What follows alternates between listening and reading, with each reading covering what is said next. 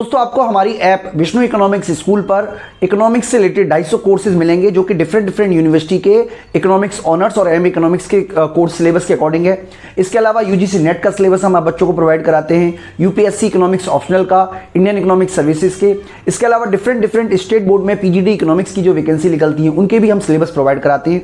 तो ये सारे के सारे कोर्स आपको हमारी ऐप विष्णु इकोनॉमिक्स स्कूल में मिलेंगे। दोस्तों अगर आप Indira Gandhi national open university से इकोनॉमिक्स ऑनर्स में आप सेमेस्टर 3 में हैं तो आपके पास एक पेपर है इंटरमीडिएट मैक्रो इकोनॉमिक्स का, उसका पूरा का पूरा कोर्स हमने तैयार किया हुआ है। उसी में हम आपको एक है ब्लॉक 4, उसका जो यूनिट 10 है वो इस वीडियो के माध्यम से आपको सॉल्व कराने वाले हैं।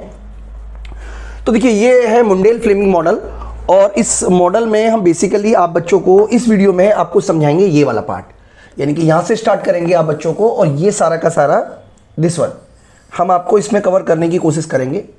तो बच्चों मैं आपको बता देता हूँ कि मुंडेल फ्लेमिंग मॉडल अगर आपको समझना है, क्योंकि एडवांस वर्जन है और अगर आपको बेसिक इकोनॉमिक्स नहीं आता है तो बहुत मुश्किल होगा ये टॉपिक समझना, लेकिन मैं आपको बता देता हूँ कि कुछ चीज़ों की नॉलेज आपको होनी चाहिए। एक तो ISLM मॉडल की, दूसरा रियल एक्सचेंज रेट क्या होती है, नॉमिनल एक्सचेंज रेट क्या होती है, साथ ही साथ ओपन इकोनॉमी क्या है, क्लोज इकोनॉमी क्या है, स्मॉल ओपन इकोनॉमी क्या होती है, लार्ज ओपन इकोनॉमी क्या होती है, ये सब की डिटेल आपको होनी चाहिए। हालांकि मैं भी आपको थोड़ा थोड़ा जो बेसिक डिटेल है वो भी आपको मैं वीडियो के साथ साथ कराता रहूँगा। तो बच्चों इस वीडियो में मैं आपको ये सारे के सारे पॉइंट कवर करूँगा और हम स्टार्ट करते हैं यहाँ से। सबसे पहला है द मुंडेल फ्लेमिंग मॉडल। देखिए जो ISLM मॉडल है वो क्लोज इकोनॉमी मॉडल है। मैं आपको एक बार फिर से रिपीट कर देता हूँ सिंपल शब्दों में। ISLM मॉडल क्या बताता था? ISLM मॉडल बताता था कि ये हमारा IS कर्व है। अब IS कर्व आपको इस तरीके का था, ये हमारा IS कर्व है और ये LM कर्व है इस तरीके का। तो जहां पर IS और LM एक दूसरे को इंटरसेक्ट करते हैं ये वाला इंटरेस्ट रेट डिसाइड हो जाएगा और ये आउटपुट लेवल हो जाएगा। यानी कि ये जो है ये गुड्स मार्केट इक्विलिब्रियम को दिखाता है, ये मनी मार्केट इक्विलिब्रियम को दिखाता है और साइमल्टेनियसली गुड्स मार्केट और मनी मार्केट इक्विलिब्रियम वहां होता है जहां पर IS और LM एक दूसरे को इंटरसेक्ट करते हैं। मुंडेल और फ्लेमिंग दो अर्थशास्त्री थे, अलग अलग अर्थशास्त्री थे। उन्होंने अपने विचार अलग अलग जगह प्रेजेंट किए और बेसिकली उनका जो विचार है वो ओपन इकोनॉमी में लागू होता है। यानी कि एक और मार्केट है जिसे गुड्स मार्केट, मनी मार्केट और एक्सटर्नल मार्केट बोलते हैं। तीनों का साइमल्टेनियसली इक्विलिब्रियम किस तरीके से होगा और फिस्कल पॉलिसी और मॉनेटरी पॉलिसी का इन तीनों मार्केटों पर क्या असर पड़ेगा ये जानने की कोशिश करता है मुंडेल फ्लेमिंग मॉडल। यानी कि मुंडेल फ्लेमिंग मॉडल में एक और सेक्टर हम जोड़ देंगे, उसको बोलते हैं external sector, balance of payment आप बोल सकते हो। इसीलिए इसको Mundell Fleming balance of payment model भी कहा जाता है या ISLM balance of payment model भी कहा जाता है। यानी कि मुंडेल फ्लेमिंग मॉडल तीन चीजों में असर क्या पड़ेगा वो जानने की कोशिश करेगा। पहला गुड्स मार्केट पर, मनी मार्केट पर और आप कह सकते हो बैलेंस ऑफ पेमेंट पर। तो कुछ बेसिक बातें मैं आपको बता दिया है। This model was developed by Mundell and Fleming in 1960। The Mundell Fleming model studied the implication of capital mobility under flexible and fix exchange. अब देखिए कैपिटल मोबिलिटी क्या होती है। आप सबसे पहले समझ लीजिए कैपिटल मोबिलिटी क्या होती है। देखिए कैपिटल मोबिलिटी का क्या मतलब है। जैसे मान लीजिए इंडिया जो है ओपन इकोनॉमी की हम बात कर रहे हैं। ओपन इकोनॉमी पहले मैं आपको बता देता हूं ओपन इकोनॉमी क्या होती है और क्लोज इकोनॉमी क्या होती है। ओपन इकोनॉमी वो होती है जो विदेशों से किसी भी तरीके का बोरोइंग नहीं करती, विदेशों में किसी तरीके का लैंडिंग नहीं करती, एक्सपोर्ट इंपोर्ट कुछ भी नहीं होता। सॉरी, क्लोज इकोनॉमी इसे बोलते हैं। यानी कि ये क्लोज इकोनॉमी है। ओपन इकोनॉमी वो होती है जहां पर ये सारे काम होते हैं, एक्सपोर्ट होता है, इंपोर्ट होता है, लैंडिंग होती है, बोरोइंग होती है, ये सारे काम होते हैं। अब देखिए ये जो ओपन इकोनॉमी में यानी कि हम दो देश मान लेते हैं, एक इंडिया मान लेते हैं और एक अमेरिका मान लेते हैं। दो देश मान लिया। अब इंडिया में और अमेरिका में हम ये मान के चल रहे हैं, देखिए हालांकि ऐसा नहीं है हम, लेकिन ये मान लेते हैं कि इंडिया जो है वो स्मॉल ओपन इकोनॉमी है, स्मॉल ओपन इकोनॉमी है। हम ये मान के चल रहे हैं बच्चों, ठीक है। और अमेरिका जो है वो एक लार्ज ओपन इकोनॉमी है।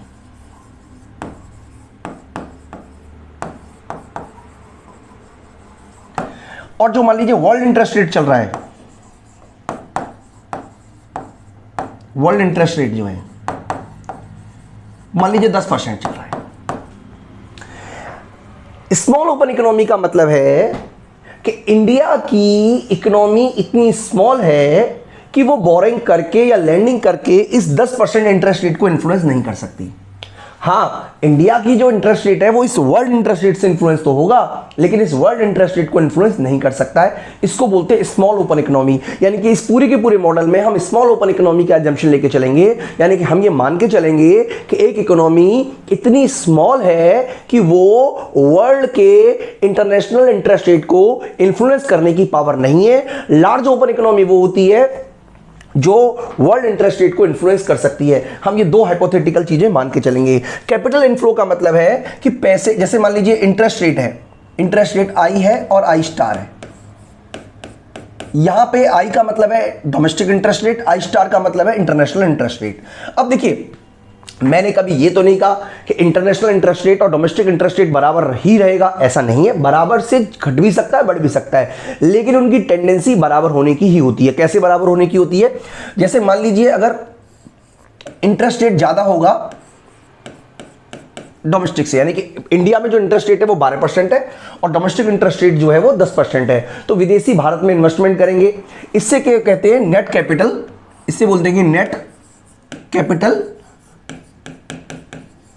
इनफ्लो, यानी कि पैसा देश के अंदर आएगा। अब जब पैसा देश के अंदर आएगा तो इंटरेस्ट रेट पर इसकी अब ओवरऑल जाके इंटरेस्ट रेट इसमें गिरेगा और फिर से बराबर हो जाएगा। कि गिरने का प्रोसेस क्या रहेगा वो सब हम आगे बताएंगे। इसी तरीके से अगर मान लीजिए इंटरेस्ट रेट जो है वो कम हो जाता है वर्ल्ड इंटरेस्ट रेट से, यानी कि इंडिया का इंटरेस्ट रेट कम है, इंडिया में मान लीजिए 8% इंटरेस्ट है और वर्ल्ड में चल रहा है 10% इंटरेस्ट रेट, तो इंडिया के लोग भी विदेशों में पैसा इन्वेस्टमेंट करेंगे। इसको बोलते हैं net capital outflow. Net capital outflow. तो ये जो मॉडल है ये हमें समझाने का प्रयास कर रहा है कि अगर ये समझाने का प्रयास करता है कि जो कैपिटल मोबिलिटी है वो किस तरीके से चेंज होती है फिक्स और फ्लोटिंग एक्सचेंज रेट में। यानी कि जब मॉनेटरी पॉलिसी या फिस्कल पॉलिसी चेंज करोगे तो किस तरीके से फिक्स और फ्लोटिंग एक्सचेंज रेट में की वजह से जो कैपिटल मोबिलिटी है उस पर चेंज आएगा और उसकी वजह से पूरी की पूरी इकोनॉमी इन्फ्लुएंस होगी। और इस पूरे के पूरे केस में हम ये मान के चल रहे हैं कि इकोनॉमी क्या है? स्मॉल ओपन इकोनॉमी है। स्मॉल ओपन इकोनॉमी मैंने आपको समझा दिया है कि ये वर्ल्ड इंटरेस्ट रेट को इन्फ्लुएंस करती है, लेकिन ये वर्ल्ड इंटरेस्ट रेट को इन्फ्लुएंस नहीं करती, लेकिन वर्ल्ड इंटरेस्ट रेट से इन्फ्लुएंस हो सकती है। तो और साथ ही साथ हम ये मान के चल रहे हैं कि ओपन इकोनॉमी है। This is called open economy version of ISLM model. तो अभी तक आपको क्या समझना है बच्चों? यहां पे मैं आपको समराइज कर देता हूं। सबसे पहले आपको समझना है आईएसएलएम मॉडल क्या होता है। जैसा कि मैंने आपको बताया, आईएसएलएम मॉडल जो है वो goods market money market equilibrium को बताता है। आपको समझना है ओपन इकोनॉमी क्या है। ओपन इकोनॉमी का मतलब विदेशों से जो संबंध रखेगा। स्मॉल ओपन इकोनॉमी का मतलब है कि ये वर्ल्ड इंटरेस्ट रेट को इन्फ्लुएंस नहीं कर सकता। स्मॉल ओपन इकोनॉमी का मतलब, लार्ज ओपन इकोनॉमी का मतलब वर्ल्ड इंटरेस्ट रेट को इन्फ्लुएंस कर सकता है। और अगर डोमेस्टिक इंटरेस्ट रेट ज्यादा होगा फॉरेन इंटरेस्ट रेट से तो नेट कैपिटल इनफ्लो होगा, और अगर डोमेस्टिक इंटरेस्ट रेट कम होगा फॉरेन इंटरेस्ट रेट से तो नेट कैपिटल आउटफ्लो होगा। बस आपको यही बात अभी तक दिमाग में रखनी है, और इन बातों को दिमाग में रखने के साथ साथ अब हम अपने टॉपिक को स्टार्ट कर सकते हैं। तो बच्चों एक बेसिक अजम्पशंस है small open economy with perfect capital mobility. देखिए यहां पर जो हमारी बेसिक अजम्पशन हमने इसलिए कहा है क्योंकि पूरा का पूरा मॉडल इसी पर बेस्ड रहेगा। अगर आप इस बेसिक अजम्पशन को नहीं समझोगे तो आप नहीं देखिए मैं आपको समझा देता हूं। रियल लाइफ में देखोगे तो कैपिटल परफेक्ट मोबिलिटी नहीं होती है। अमेरिका में इंटरेस्ट रेट 15% है, 20% है, लेकिन मैं फिर भी एफडी इंडिया में ही करूंगा। लेकिन ये थ्योरी मान के चलती है कि there is perfect capital mobility. इसका मतलब ये हुआ कि ये मान के चल रहा है कि इंटरेस्ट रेट इंडिया में मान लीजिए एफडी, हम एफडी ले रहे हैं, आप कुछ और मान लीजिएगा 10% है, और इंटरेस्ट रेट जो है अमेरिका में वो 12% है। तो मैं बिना कुछ सोचे अमेरिका में जाके पैसा जमा कराऊंगा, इंडिया में पैसा जमा नहीं कराऊंगा, जिसकी वजह से इंडिया में पैसा कम हो जाएगा, मार्केट में मनी सप्लाई कम हो जाएगी। इंडिया में पैसा कम होगा तो वो इंटरेस्ट रेट बढ़ा देगा, जिसकी वजह से एक बार फिर से इंटरेस्ट रेट 12% ही हो जाएगा। यानी कि दिस थ्योरी एज्यूम कि हमारा कैपिटल परफेक्ट मोबिल है। इसका मतलब पैसे के फ्लो में किसी भी तरीके की रुकावट नहीं है। एक जगह से पैसा दूसरी जगह आ भी सकता है, जा भी सकता है, बिल्कुल बिंदास होकर आप ये समझ लीजिए। द इकोनॉमी कैन बोरो और land as much as want in the world financial market। जितना चाहे पैसा उधार ले सकती है, जितना चाहे पैसा बोरो कर सकती है, किसी भी तरीके की कोई टेंशन वाली बात नहीं है। और जो इंटरेस्ट रेट है वो वर्ल्ड इंटरेस्ट रेट से ही द्वारा ही डिटरमाइन होता है। But small open economy can't influence the world interest rate. तो बच्चों हमें याद रखना चाहिए स्मॉल इकोनॉमी क्या होती है। अब यहाँ पे एक इक्वेशन बताई हुई है, मैं आपको एक बार इक्वेशन फिर से बता देता हूँ। देखिए ध्यान से समझिएगा बच्चों, हम जानते हैं कि जो आउटपुट होता है वो किसके बराबर होता है ओपन इकोनॉमी में, C प्लस आई प्लस जी प्लस एन एक्स। अब हम क्या करते हैं, C और I को इस तरफ ले आते हैं क्योंकि ये हमारा खर्चा एक तरीके से और ये हमारा एक तरीके से कैपिटल फॉर्मेशन है। तो इन दोनों को माइनस करोगे तो S बचेगा, सेविंग बचेगी, और इसको इधर ले आओगे तो S minus I equal to X minus M बचेगा। इसका मतलब ये हुआ हमारी net saving, this is called net saving. यानी कि सेविंग जितनी आपने की माइनस इन्वेस्टमेंट। मान लीजिए आपने क्या किया, 100 रुपए की सेविंग की माइनस 80 रुपए का आपने देश के अंदर इन्वेस्टमेंट कर दिया, तो जो 20 रुपए बचे वो कहां किए, वो आपका है नेट कैपिटल आउटफ्लो, इसको बोलते हैं नेट कैपिटल आउटफ्लो। और एक्सपोर्ट माइनस इंपोर्ट का मतलब है ट्रेड सरप्लस। तो हमेशा net capital outflow trade surplus के बराबर होता है। यहां पर बच्चों एक डायग्राम के थ्रू हमें समझाने की कोशिश की गई है, वो डायग्राम मैं आपको भी समझा देता हूं। देखिए यहां पे ये है हमारी, ध्यान से समझिएगा बच्चों, ये है सप्लाई ऑफ लोनेबल फंड इस तरीके की। यहां हम लिख लेते हैं इंटरेस्ट रेट, और ये हमारा इन्वेस्टमेंट है। यानी कि इस केस में जब हमारा आई इंटरेस्ट रेट आया आई स्टार के बराबर, तो इस केस में हमारा जो ट्रेड है वो बैलेंस है। बिल्कुल सिंपल समझ में आ गया। हम सिंपल समझने के लिए मान लेते हैं कि हमारी सेविंग है हमारी 100 रुपए, इन्वेस्टमेंट है 100 रुपए, इसकी वजह से एक्सपोर्ट माइनस इंपोर्ट जो होगा वो भी हमारा 0 होगा। अब मान लीजिए किसी वजह से आपका जो इंटरेस्ट रेट है वो ये वाला है, इंटरेस्ट रेट आपका बढ़ गया, यानी कि अब आपका जो इंटरेस्ट रेट है वो बढ़ गया। इसका मतलब है कि अब आप जो सेविंग होगी उसका बड़ा हिस्सा विदेशों में लगाओगे, देश के अंदर इन्वेस्टमेंट कम करोगे, सिंपल सी बात है। यानी कि ये वर्ल्ड इंटरेस्ट रेट से ज्यादा हो गया। तो यहां पे आप देखिए आपका इन्वेस्टमेंट कम है, सेविंग ज्यादा है, यानी कि ये एक तरीके का हमारा कह सकते हो आप इस तरीके से ट्रेड सरप्लस हो गया। ट्रेड सरप्लस कैसे हो गया, मान लीजिए आपने सेविंग 100 है, इन्वेस्टमेंट 80 है, तो इसका मतलब है कि आपको ये 20 बचेगा जो कि ट्रेड सरप्लस के बराबर होगा। This is called trade surplus. इसका ही तरीके से अगर आपका इंटरेस्ट रेट गिर जाता है देश के अंदर, इंटरेस्ट रेट गिरने का मतलब क्या हुआ, इंटरेस्ट रेट गिरने का मतलब ये हुआ कि अब इस केस में आपका जो इन्वेस्टमेंट होगा वो ज्यादा होगा और जो सेविंग होगी वो कम होगी। इसका मतलब ये वाला किस्सा कहलाएगा ट्रेड डेफिसिट। तो इतना आपको बच्चों समझ लेना है, ये हमारा ट्रेड सरप्लस है क्योंकि सेविंग ज्यादा है इन्वेस्टमेंट से, और ये हमारा ट्रेड डेफिसिट है क्योंकि सेविंग कम है इन्वेस्टमेंट से। और इक्विलिब्रियम तब कहलाएगा जब बैलेंस ऑफ ट्रेड होगा। अब नॉर्मली क्योंकि हम ये मान के चल रहे हैं कि जो इंटरेस्ट रेट है वो बराबर है वर्ल्ड इंटरेस्ट रेट के, इसलिए जो हमारा इकोनॉमी होगी वो ट्रेड आप कह सकते हो एक तरीके से बैलेंस ऑफ पेमेंट होगा, वो सरप्लस में ही होगा। इसलिए हम इस तरीके का डायग्राम बनाएंगे बीओपी का। यानी कि हम ये मान के चल रहे हैं कि क्योंकि इकोनॉमी में हमेशा यही स्थिति पाई गई है, इसलिए मैं ये रिमूव कर देता हूं या इसको इस तरफ ले आता हूं। हाँ एक मिनट, ठीक है। तो क्योंकि हम ये मान के चल रहे हैं कि इकोनॉमी में अगर कभी उतार चढ़ाव होता भी है तो इकोनॉमी अपने आप को एडजस्ट कर लेगी, इसका मतलब हमेशा इंटरेस्ट रेट बराबर होगा। इसीलिए जब हम बैलेंस ऑफ पेमेंट का डायग्राम बनाएंगे तो इस तरीके का बैलेंस ऑफ पेमेंट का डायग्राम बनाएंगे सुविधा के लिए। हालांकि बैलेंस ऑफ पेमेंट का डायग्राम इस तरीके का भी हो सकता है और इस तरीके का भी हो सकता है, कैसा भी हो सकता है। ये तब होगा जब हम ये मान लें कि there is perfectly capital in mobility, यानी कि किसी भी तरीके से पैसा आ नहीं सकता जा नहीं सकता। ये तब होता है जब परफेक्टली कैपिटल मोबिलिटी मान लेते हैं। ये है परफेक्टली कैपिटल इमोबाइल, यानी कि पैसा ना आएगा ना जाएगा। ये तब है जब परफेक्टली कैपिटल मोबिल हो, और ये तब है जब आपका पार्शियली मोबिल और पार्शियली इमोबिल हो, यानी कि इम्परफेक्ट मोबिलिटी हो पैसे की। तो बच्चों मैं उम्मीद कर रहा हूं कि आपको कंसेप्ट समझ में आ रहा होगा। इसीलिए बैलेंस ऑफ पेमेंट का डायग्राम इस तरीके का बनेगा जैसा कि मैंने आपको बताया।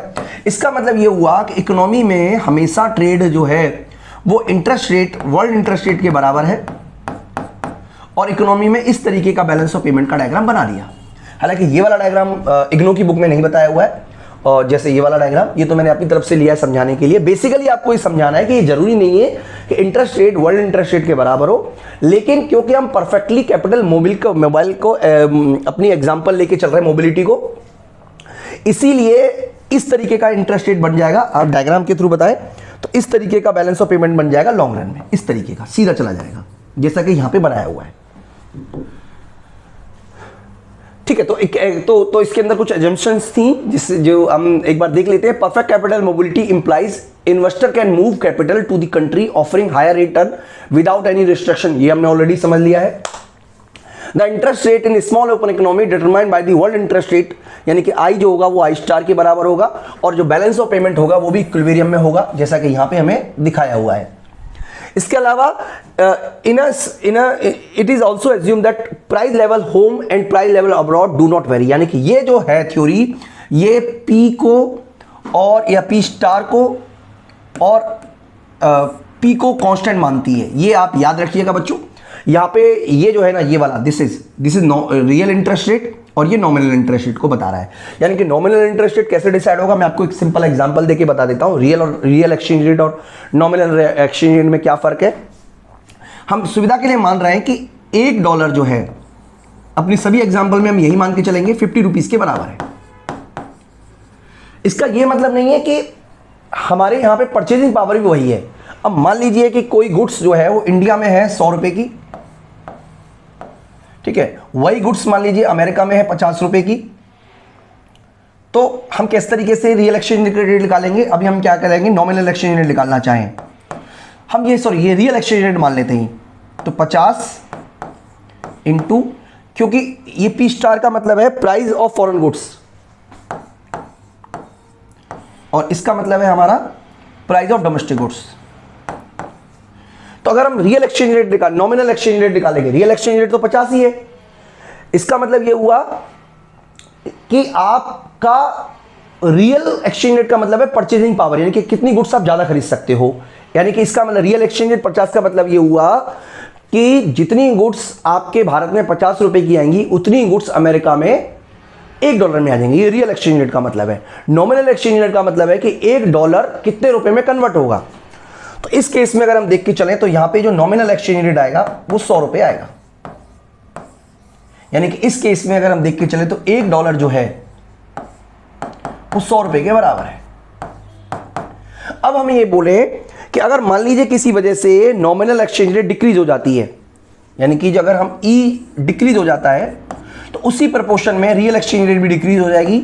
अगर हम प्राइस को कांस्टेंट मान के चले, यानी कि अगर नॉमिनल एक्सचेंज रेट बढ़ जाती है तो रियल एक्सचेंज रेट भी बढ़ जाएगी। इसका वजह यह है कि हम रियल एक्सचेंज रेट और नॉमिनल एक्सचेंज रेट के फर्क को खत्म करना चाहते हैं और हमारा जो फोकस रहेगा वो केवल एक्सचेंज रेट पे रहेगा। ताकि तो बच्चों आप फार्मूले वाइज आप याद रखिएगा कि इस केस में हम रियल एक्सचेंज और नॉमिनल एक्सचेंज को कंसिडर नहीं करेंगे, हम केवल एक्सचेंज रेट को कंसिडर करेंगे। इसकी वजह यह है कि हमने प्राइस को कांस्टेंट माना हुआ है। अगर हम प्राइस को कांस्टेंट नहीं मानेंगे तो रियल एक्सचेंज रेट और नॉमिनल एक्सचेंज रेट का इंप्लीकेशन अलग अलग होता है, वो भी हमें डिस्कस करना पड़ेगा। लेकिन मुंडेल फ्लेमिंग ने केवल एक्सचेंज रेट का थ्रू लिया, इसीलिए उन्होंने नॉमिनल और रियल एक्सचेंज रेट को कांस्टेंट प्राइस को कांस्टेंट मान लिया। तो मैं उम्मीद करता हूं कि अब आपको जो बेसिक रिक्वायरमेंट है वो समझ में आ गई होगी। अब हम अपने मॉडल पे डिस्कस कर सकते हैं। इक्विलिब्रियम कंडीशन किस तरीके से होती है ये समझाने का प्रयास कर रहे हैं मुंडेल फ्लेमिंग मॉडल में। तो इक्विलिब्रियम में देखिए ये उन्होंने इक्वेशन बताई है, इस इक्वेशन का एक्सप्लेन आपको बुक में मिल जाएगा, मैं आपको समझा देता हूं। इक्वेशन क्या कह रही है, इक्वेशन कह रही है y किसके बराबर होता है, हम जानते हैं c प्लस आई प्लस जी प्लस nx के बराबर होता है, सब जानते हैं, आप भी जानते हो, मैं भी जानता हूं। इसमें से जो c है it is the function of y minus T, यानी कि ये किस पे डिपेंड करता है, इनकम पर और टैक्स पर। इनकम से पॉजिटिव रिलेटेड है और टैक्स से नेगेटिव रिलेटेड है। इसके अलावा इंटरेस्ट रेट पर, इन्वेस्टमेंट जो है वो इंटरेस्ट रेट का फंक्शन है आई का। गवर्नमेंट एक्सपेंडिचर ऑटोनोमस है। इसके अलावा जो नेट एक्सपोर्ट है, नेट एक्सपोर्ट डिपेंड करता है इनकम पर और एक्सचेंज रेट पर, दोनों पे डिपेंड करता है। हम जानते हैं कि अगर हमारा एक्सचेंज रेट का, तो देखिए एक्सचेंज रेट मान लीजिए, मैं आपको सिंपल समझा देता हूं। एक्सचेंज रेट बढ़ने से जो हमारा नेट एक्सपोर्ट है वो बढ़ जाएगा। मैं आपको समझा देता हूं। मान लीजिए $1 जो है वो 50 रुपीज़ का है, अगर $1 जो है वो 60 रुपीज़ का हो जाए तो इससे क्या होगा, जो हमारा एक्सपोर्ट है वो बढ़ेगा और जो इंपोर्ट है वो घटेगा। इसकी वजह से जो नेट एक्सपोर्ट है वो बढ़ जाएगा। तो इसीलिए मैं यहां पे पॉजिटिव साइन लगा देता हूं। इसका मतलब ये हुआ कि जो नेट एक्सपोर्ट है वो एक्सचेंज रेट से पॉजिटिवली रिलेटेड करता है। इनकम की बात करें तो बच्चों इनकम बढ़ेगी, इनकम बढ़ती है तो हम ये मान के चलते हैं कि जो हमारा एक्सपोर्ट है वो कांस्टेंट रहेगा, कांस्टेंट रहता है, और जो इंपोर्ट है वो बढ़ जाता है। यानी कि एक्सपोर्ट कांस्टेंट रहेगा, इंपोर्ट बढ़ जाएगा। इसकी वजह से इनकम बढ़ने से हमारा जो नेट एक्सपोर्ट है वो घट जाता है। तो इसीलिए मैं यहां पे नेगेटिव साइन लगा देता हूं। ये नेगेटिव हुआ, ये पॉजिटिव हुआ और ये नेगेटिव हुआ। इसका मतलब ये हुआ कि इनकम बढ़ने से कंजम्पशन बढ़ेगा, टैक्स बढ़ने से कंजम्पशन घटेगा, इंटरेस्ट रेट बढ़ने से, अगर इंटरेस्ट रेट बढ़ता है तो इन्वेस्टमेंट घटेगा, इनकम बढ़ने से नेट एक्सपोर्ट घटेगा और एक्सचेंज रेट बढ़ने से नेट एक्सपोर्ट बढ़ेगा। तो बेसिकली हमने आपको इनका रिलेशनशिप क्या है किस किस के साथ वो हमने बताया हुआ है। तो ये हमारा आईएस कर्व हो गया। अब आईएस कर्व को हम ड्रॉ करें तो देखिए किस तरीके से आईएस कर्व ड्रॉ करोगे आप, इस तरीके से आप आईएस कर्व ड्रॉ कर सकते हो।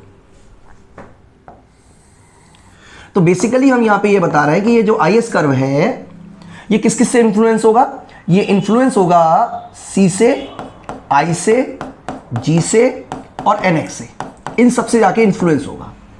इसका मतलब हम ये बताने की कोशिश कर रहे हैं कि ये जो सी है ये वाई और टी से इंफ्लुएंस होगा, यानी कि ये जो आई एस है ये इंटरेस्ट रेट से इंफ्लुएंस होगा। ये हम बताने के जी ऑटोनोमस है और नेट एक्सपोर्ट है तो ये वाई से भी इंफ्लुएंस होगा और एक्सचेंज रेट से भी इंफ्लुएंस होगा। हम ये समझाने की आप बच्चों को कोशिश कर रहे हैं इस इक्वेशन के थ्रू। ये इक्वेशन ये बताने की कोशिश कर रही है कि आपका आईएस किस किस बातों पे इफेक्टेड होता है। एलएम की बात करें बच्चों तो एलएम कर्व का हमने पढ़ा हुआ है एल इक्वल टू के वाई माइनस एच आई, इसी तरीके से एम अपॉन पी। तो यहां पे हो गया के Y minus H I equal to M upon P. तो इसका मतलब है कि जो एलएम कर्व है वो पॉजिटिव बनेगा, इनकम के साथ उसका पॉजिटिव रिलेशन आ जाएगा। तो ये हमारा एलएम कर्व हो गया। बिल्कुल सिंपल तरीके से आप समझ लीजिए, ये हमारी है एक तरीके से आप कह सकते हो इनकम आउटपुट का लेवल बोल सकते हो इसे, और ये हमारा एक तरीके से इंटरेस्ट रेट डिटर्मिनेशन हो गया जो कि वर्ल्ड इंटरेस्ट रेट के बराबर है।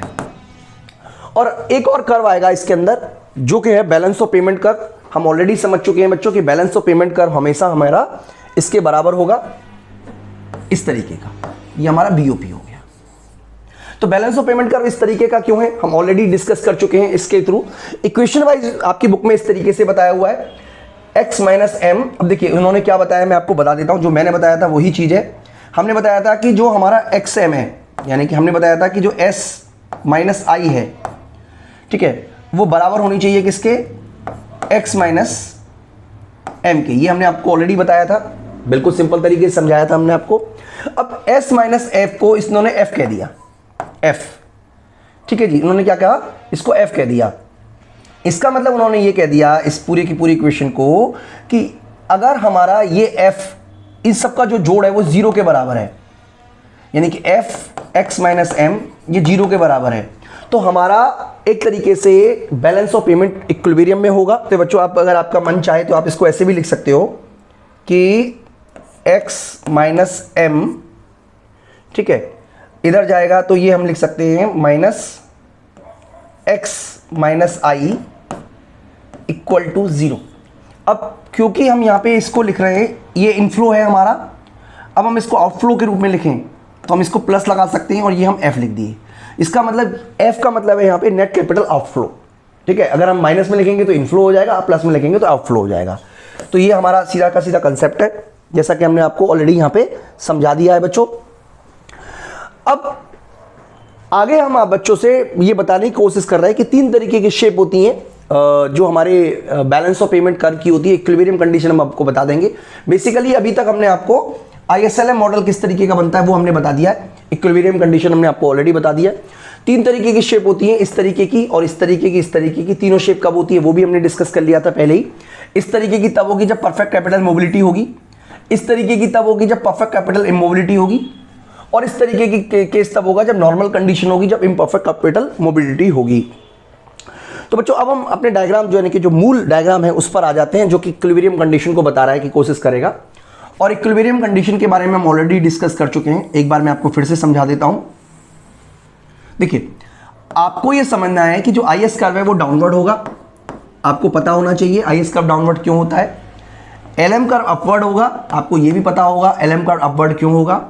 जहां ये डिसाइड होंगे वहां इंटरेस्ट रेट डिसाइड हो जाएगा, और इस इंटरेस्ट रेट पर ये हमेशा इस तरीके से बैलेंस ऑफ पेमेंट बनेगा। आपकी बुक में अलग डायग्राम बनाया हुआ है, पर यही डायग्राम बनेगा एक्चुअल में। इक्विलिब्रियम पॉइंट जो है वो ई होगा, जहां पे आईएसएलएम और बीपी कर्व एक दूसरे को इंटरसेक्शन कर रहे हैं।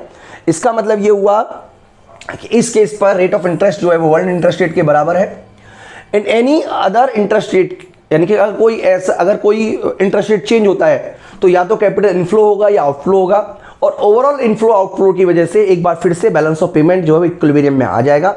तो बच्चों ये है पूरा का पूरा कंसेप्ट जो मैंने आपको समझाना था। अगली जो टॉपिक हम कवर करेंगे उसमें हम आपको effectiveness of monetary policy and fiscal policy के बारे में डिस्कस करेंगे।